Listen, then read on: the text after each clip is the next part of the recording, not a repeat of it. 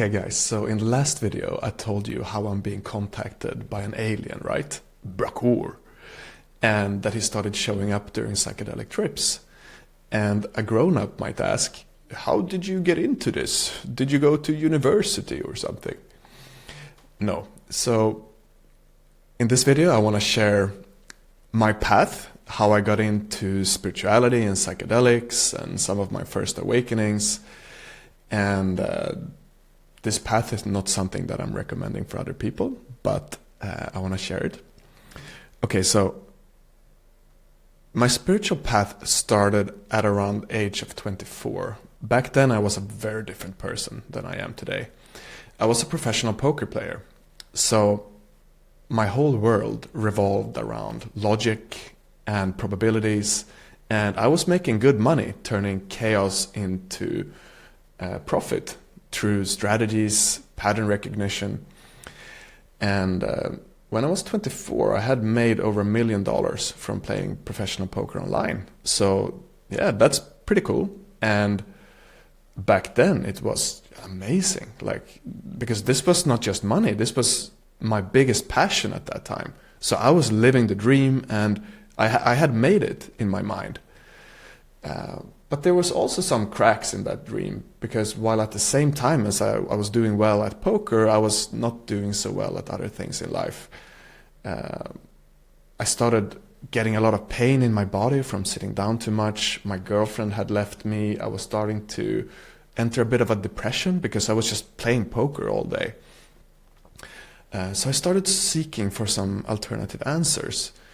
I read a book by Eckhart Tolle, this like German old school teacher that is teaching you about ego, and yeah, I was loving it because I had spent all my life trying to achieve external success, right?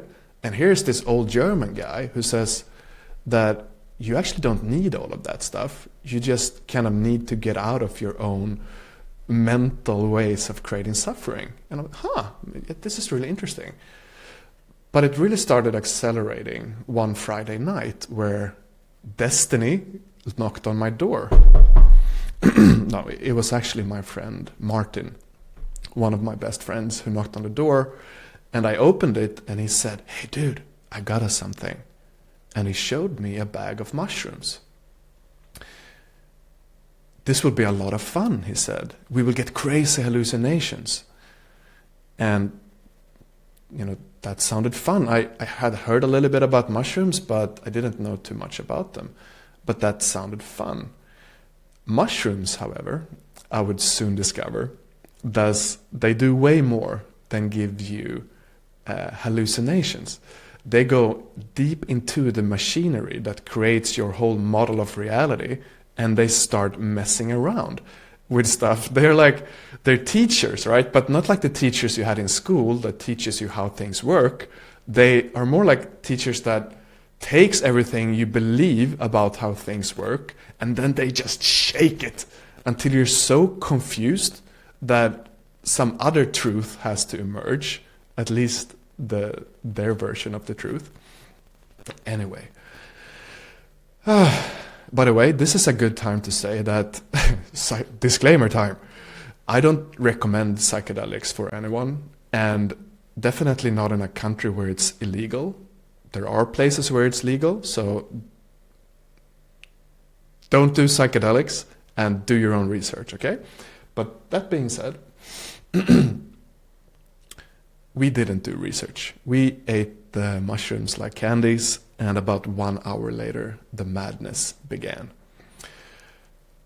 By the way, again, I'm not telling you this story so that you should go out and do it, and I'm not proud of it. I don't think it's like, I'm not trying to be cool. I'm just telling you what happened to us, right?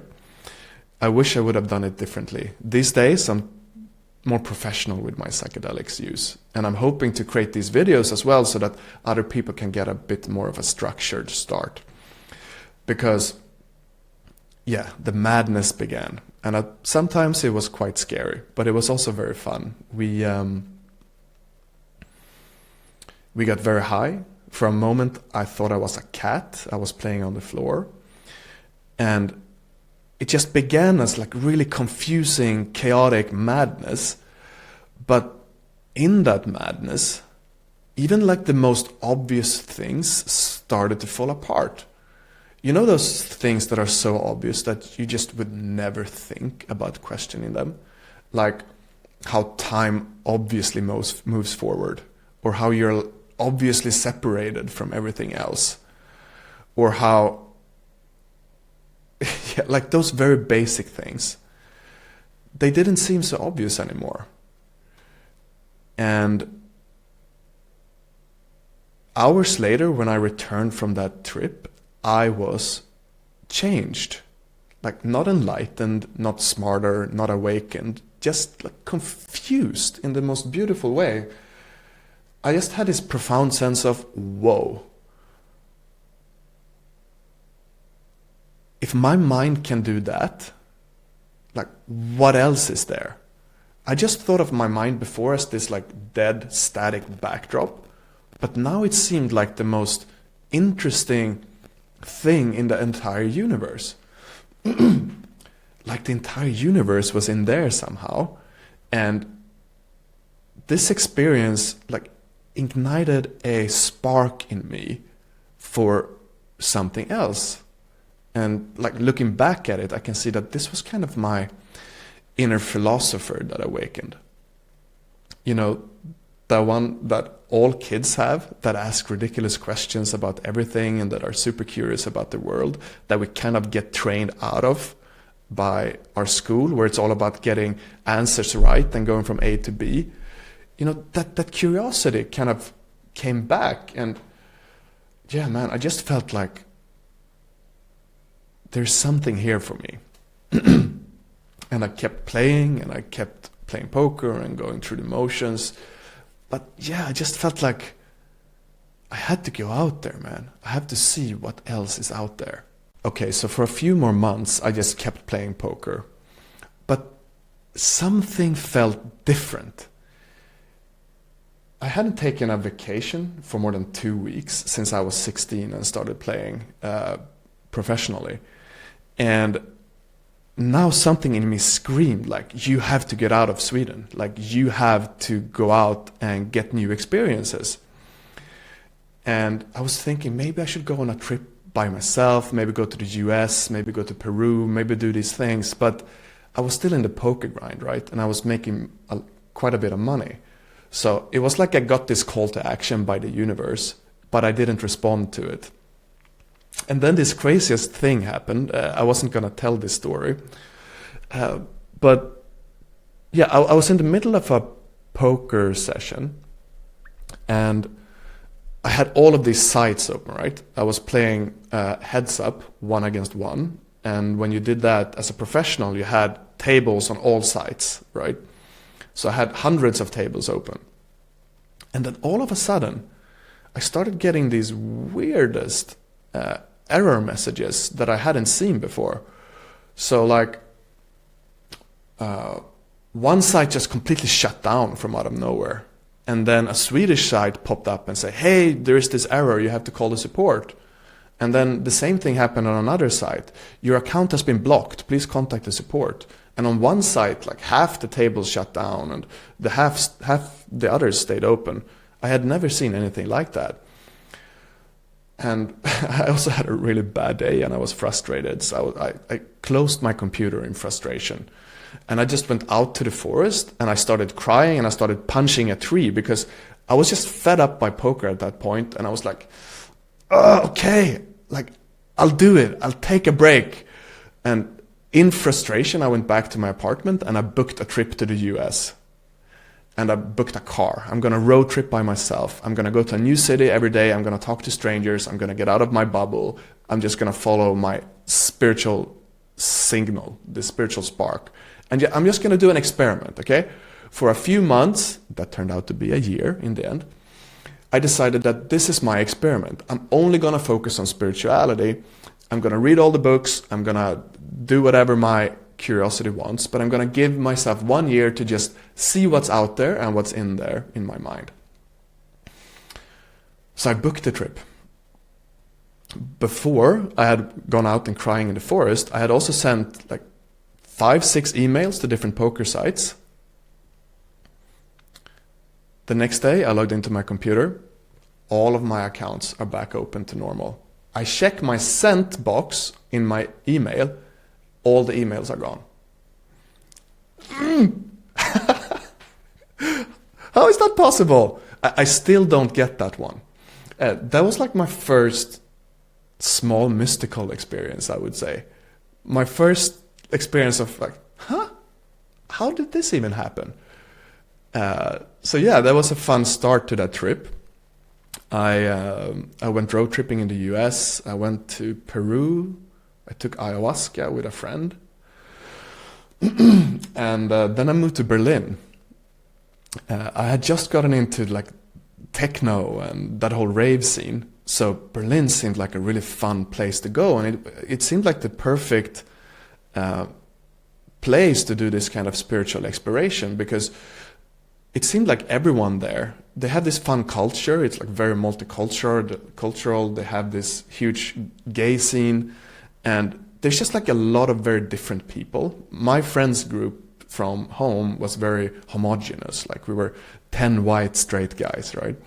So yeah, it seemed like the perfect place to do this kind of exploration. And I was also into the rave scene by that time. So I got an apartment in Berlin and I moved there, ready to start the spiritual exploration. You know, in movies, when the hero has to leave everything familiar behind and kind of step into the unknown and face whatever's waiting in the darkness, that was Berlin for me. It was a solo quest. It was a vision journey. And I made friends there, yes, but I was really on my spiritual path. Berlin was perfect because they have all of these enormous clubs, right, that never closes, and they play techno from Friday to Monday morning. So I met friends there, and we would go out and party, and I would, enjoy the music and dance and all that stuff. But I was also there on a mission. I was reading books all week, and then in the weekend, when my friends were dancing and partying, I would sneak off in one of these clubs. My favorite one was Berghain, which is this like massive techno church, and this place became my temple. And I would sneak off from the dance floor, and at least back then in the basement, there were these little, I don't know what to call it, these little hideout spots. I don't think it looks that way anymore, but back then there were these like concrete hidden hideout spots where I could just sneak off and sit down and meditate. It was really cozy down there. So I was on a blend of psychedelics and some party drugs, and I would sit in the basement and I would meditate for hours. And I remember the first couple of times I did this, I would just experience a stillness and like inner peace in a way that I had never experienced before. But like a month or two in, something else started to happen. I started hearing voices, like not like clear voices, more like subtle static whispers of like energy that tried to communicate with me. And I would also see like faint images in my mind, right? Like imagine in my field of consciousness, like stuff just started to like pop up. It looked like energy trying to take shape. And the more I practiced this, so what I would do, I would practice just being still and just observe. Right? Because I noticed that as soon as I started getting involved, as soon as my mind or my ego got in and asked, what is this? What's happening? Is something happening? Is it working? What am I seeing? The sooner I did that, it would stop. So I would learn to just observe. And the more I kind of got out of my own way, the more these subtle energy voices turned into clear voices, into conversations that I could hear. like if spirit guides or something was talking to me. And the fuzzy images became clear movies. My mind would project these hallucinations in front of me that would play out entire movies. It was like I was watching some kind of YouTube, but in my mind, right? In the basement of this giant techno club. And what I was being shown and what they were teaching me was spiritual teachings, basically. They would teach me about how reality works, about how universe works. They would show me that a lot of the things that I learned in school is not really correct. I'll get into more of what they were teaching me later. But I was here, like, so absurd. Like, I'm in the basement of this techno club, participating in some kind of education in the middle of the night on psychedelics. And you might say, like, okay, but like, how could this be real? Aren't these just hallucinations? They were, but something I learned during that year was that don't underestimate hallucinations, okay? Hallucinations can be very wise and intelligent, and they can teach you things that your regular mind would never think of. Like, one really crazy thing that happened once during this year, one of my bigger, oh boy, what's, now I'm going into existential crisis moment. Okay, so I'm sitting there and I'm watching the wall, right? There's just this wall in an orange glow from the lights. It looks really pretty. And all of a sudden, I'm starting to see a ghost of a man. So it just starts as like transparent and I barely see it.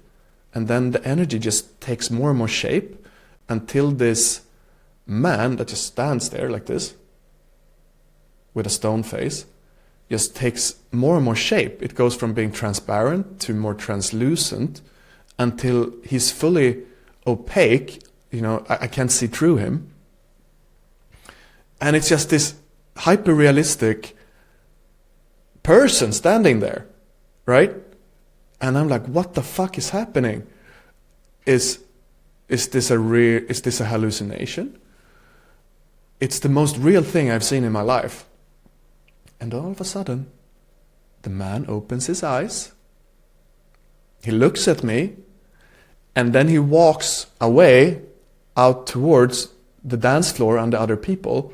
He walks over to a group of other people that are sitting in a couch, and he greets them and they greet him back. Like, hey man, where you been? And he sits down and just joins that group. And I'm like, what the fuck is happening? Is this some kind of like giant hallucination? Or, whispers the voices, is all of this an hallucination? Mindfuck, right? I had a few of those experiences in Berlin that made me question reality so deeply that after a year of living in Berlin, I was just like, my nervous system was burnt. Like, I had so much fatigue after a year, and it was also a little bit the party life, but I think I just had so much need for integration and for kind of recontextualizing everything I believed was true. Because imagine if your entire model of reality, you know, the one I learned in school, that it's all like physics and atoms and we're in this physical place, right? I'm just a tiny person on Earth. And then you're being shown stuff over and over that kind of contradicts that. Your reality is falling apart, but you don't have a new reality to replace it with. This is kind of what like trickster spirits or psychedelics are doing, by the way. They don't teach you by telling you what's true. They just show you what is not true, and then they leave you to figure it out. Yeah, so this was happening to me, and after a year I had to take a vacation. So I went to Los Angeles, and I was just relaxing for 2 months. I was just I was in bed for 20 hours per day, just staring at a wall, trying to integrate what happened. And after that, it was time to return home to Sweden. And I remember returning home. It was like visiting an alien planet, but it looked exactly the same as the place that I left. It looked the same, but it felt so alien because all of my friends were the same. Everything looked the same. My apartment was the same, but I was so different. My entire model of reality had shifted from believing this is just a physical material place to deeply questioning that. And yeah, I was so different and everything else was the same. I tried to go back playing poker again, but every time I played poker, I would just get this terrible neck pain. And I just couldn't stand anymore that this was a zero-sum game. Before, I could kind of see past that, the idea that for me to win, someone else needs to lose. But now I was just, I can't do this. I need to do something that creates value instead of just trades value, right? I couldn't do it anymore, so I was kind of forced to quit poker. And also, like a lot of the friendships and relationships that I had before, they just didn't really seem to fit, which was kind of scary. And yeah, a lot of the things people talked about as well didn't seem interesting to me. And yeah, so I kind of had to take a break. I had to drive. So I went into my car and I drove 4 hours down to my family's cabin that is 4 hours south in Sweden. And I had to stay there alone for some time in nature. And in that cabin, I was just like writing and writing and writing and writing and writing. And I had to try to get down from my experience onto paper what I've been shown over the last few years, what the spirit world or whatever I was interacting with wanted to show me. And yeah, I was writing for days, and after some time, I had this like stack of papers. I don't have them here, but I can tell you kind of the gist of what was written in those documents. So this is what the spirits were trying to tell me. You got it backwards. Your culture tells you that the physical world is what's real, with all of its cars and bank accounts and deadlines and buildings and all that stuff, right? That's what's real. And the spiritual world, that's just fantasy, imagination, something that spiritual people and superstitious people made up to feel better about dying. But no, what the spirit world said, it's actually the opposite. The spiritual world, that is what's real. That's a fundamental thing. That's the base of everything. And the physical world, that's more like the imagination of spirit. That's more like a dream that the spirit is creating. And you believe yourself to be a person, but you're actually a soul, a non-physical awareness. You're pure, indestructible, eternal energy that currently is taking the shape of a person. And this person doesn't have a soul inside of it. It's more accurate to say that the soul has a person inside of it, has an entire world, has an entire dream inside of it. That's who you are, an eternal, indestructible soul. And right now you're dreaming a dream that feels very real. It's kind of like, imagine that you have a dream that is so real. Imagine that you're dreaming that you're a sailor lost at sea and you get salt water in your face and you're holding on by the ropes and you're trying to not fall off the ship. And then you wake up and you realize you're safe in your bed. Whew, what a relief. And this is kind of what death is, they explained. You just like wake up from this dream, you expand into your fuller self as a soul, and you instantly realize that, I was never in danger. And from that place, it's not like you keep thinking you're the sailor.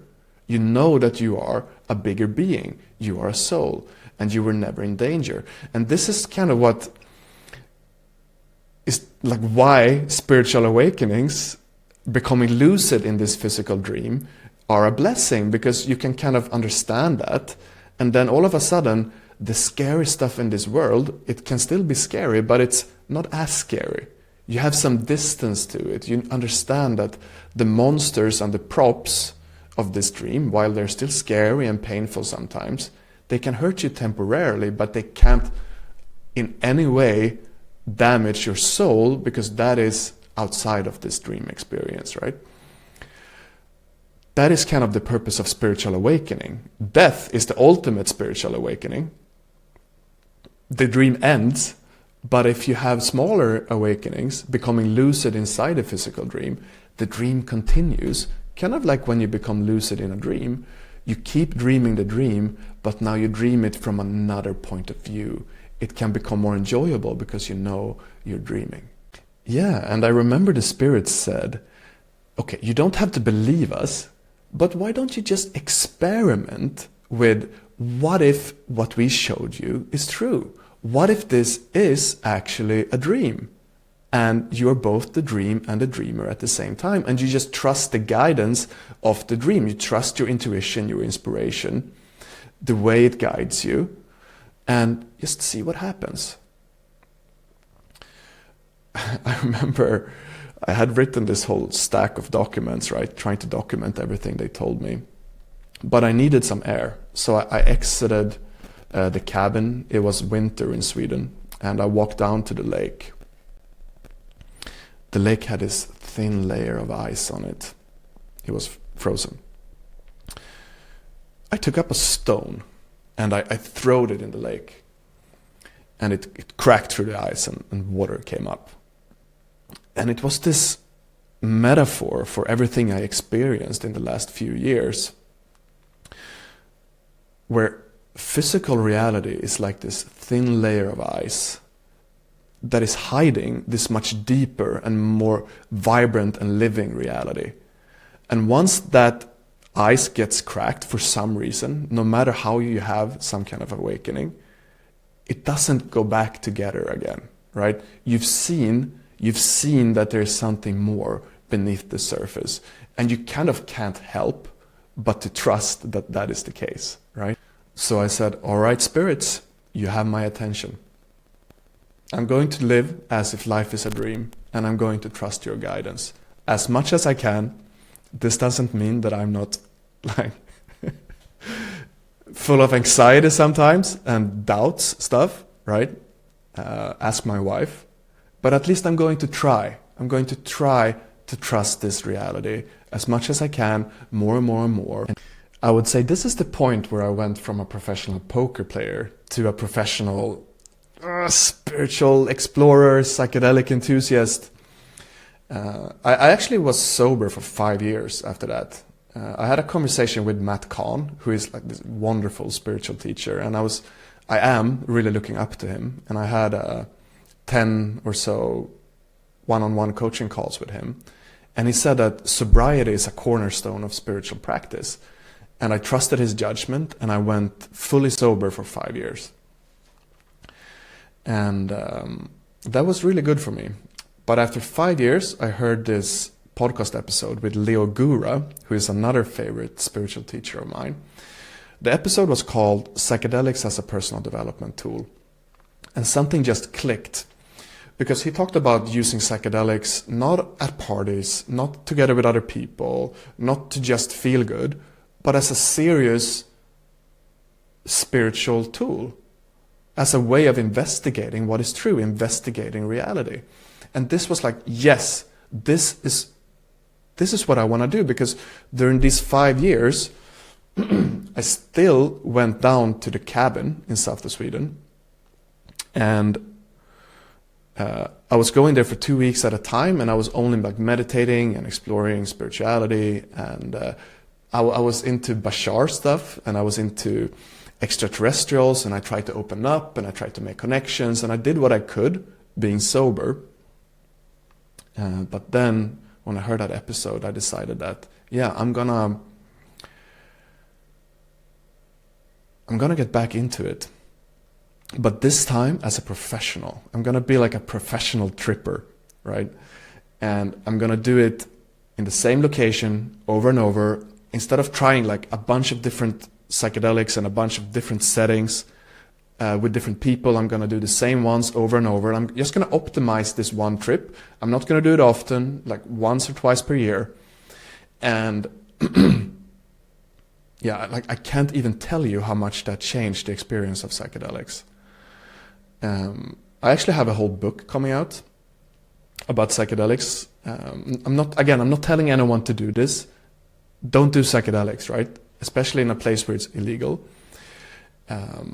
But yeah, I have a whole book coming out of this, because there's a lot of things I learn about how to do it safely and what psychedelics are. And Brakoor is telling me how psychedelics actually work and what consciousness is. And like, there's a lot of things that is good to understand and that I learned throughout these years. Yeah, but yeah, I started using psychedelics in that way, and I was also doing it with intention of, if I have any spiritual connections, I want to strengthen those relationships, right? Yeah, and a few years into that, it kind of happened. I was preparing for a trip. I was coming up on the psychedelics. I was laying in my bed, and I had a telepathic connection. A crystal clear voice kind of froze me and said, okay, you've been asking for guidance from a higher vibrational being.